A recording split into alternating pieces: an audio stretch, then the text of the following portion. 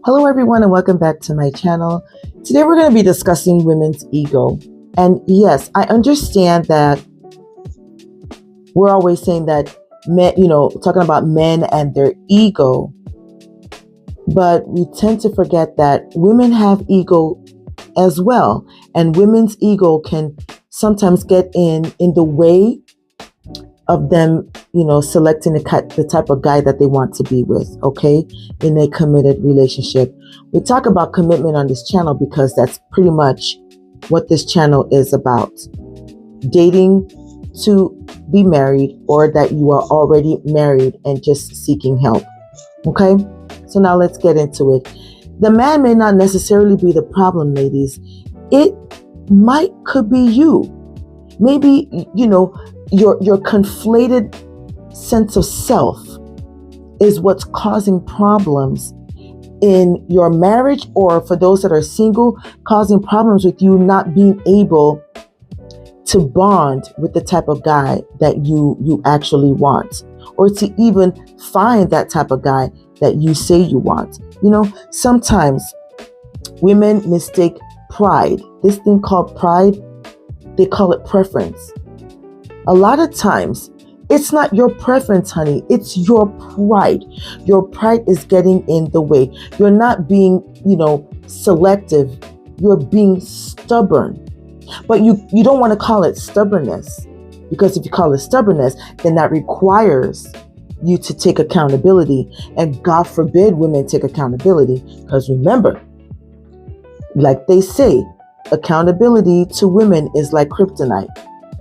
Whatever, I know what that means, but I'm just saying, ladies, this thing called accountability will save you ladies a whole lot of headache, heartache, and pain if you just step into it and begin to say, yes, okay, I did this thing wrong. Okay, now how can I course correct? Accountability is not, shaming yourself or other people shaming you per se. It's about you seeing the things that you have done, or the things that you're currently doing that's messing up your selection, your male selection, and retracting your steps and start to do things better. You have to learn a couple of things and start applying them and do them better so you can get better outcomes. That is part of what accountability means. And now, women just keep running away from it. Your ego, ladies, will not allow you to take accountability. And it's causing a lot of problems in the dating scene, and even for those who are already married, it's causing you problems. You have to learn how to pipe down your ego. This ego thing in women is causing a lot of women to see submission as slavery. I've talked about this in previous videos. You being a submissive wife is not slavery. That's not what the Bible says. In a nutshell, the Bible is trying to explain to you that submission is strength under control. That is what submission is.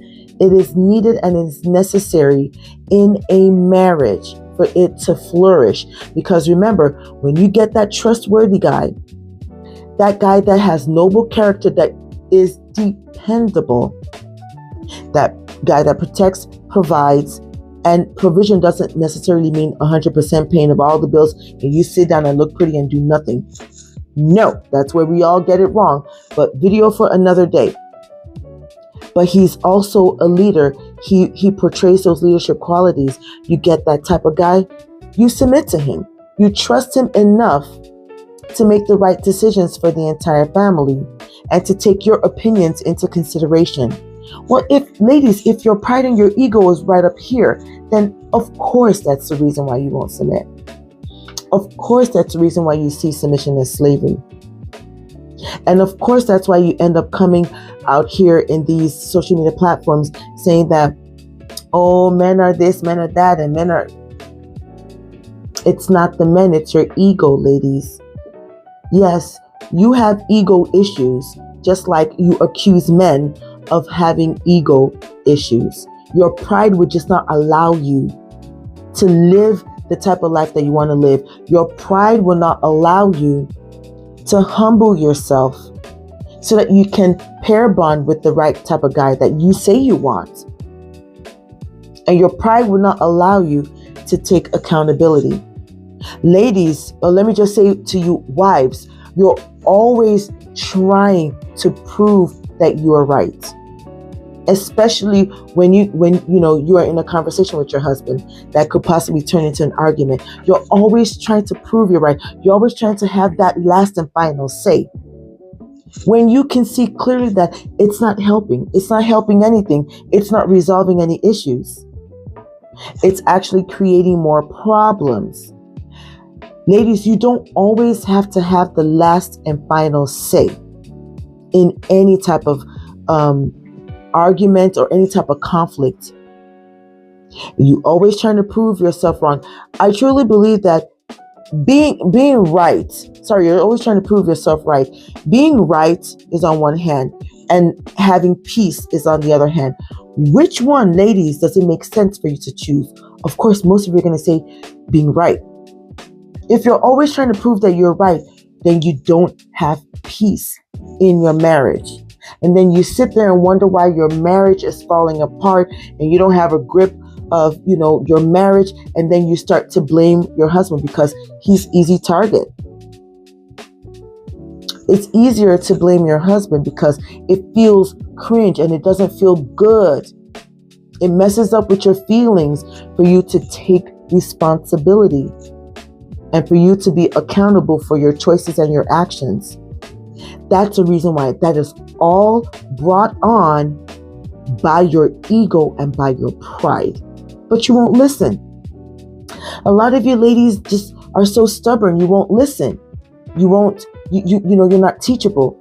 Can't nobody tell you nothing. You're not coachable. And because you're not teachable, you're not coachable, you cannot change.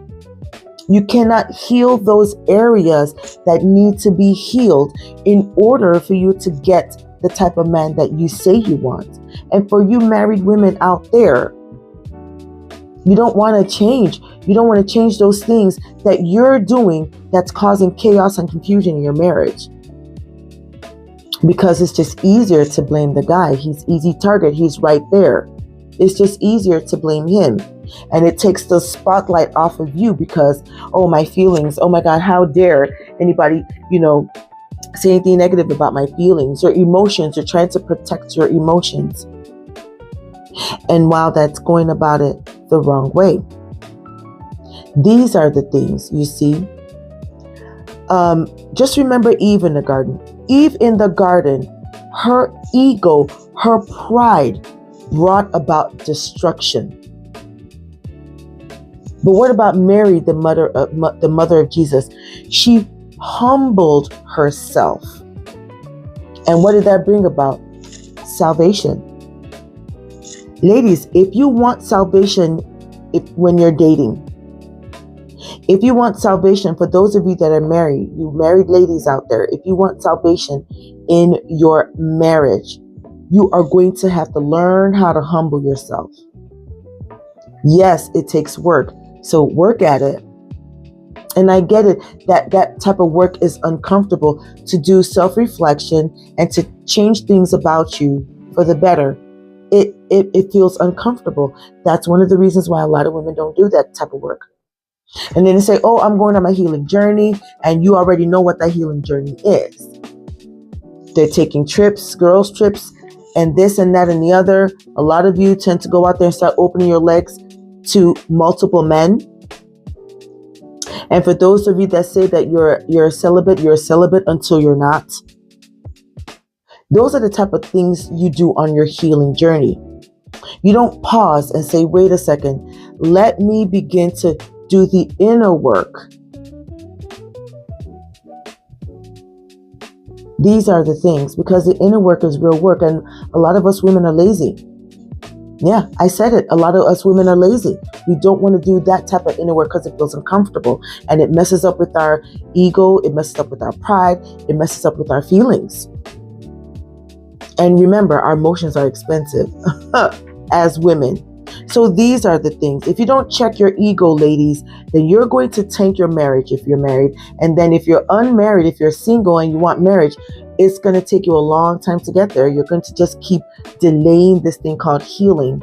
You're going to keep delaying it. You're going to keep causing destruction in your dating life. And then the type of guy that you want just always seems so far away and you can't get a hold of him. These are the things, So admitting that, yes, I'm allowing my ego to cause stubbornness in me, that is the first step to growth and personal development. Drop down in the comment section, ladies, and let's talk about this further, okay? And email me the word teachable at marriagemindfulness@gmail.com, and I will reach out to you. I'll see you all in the next video. Bye.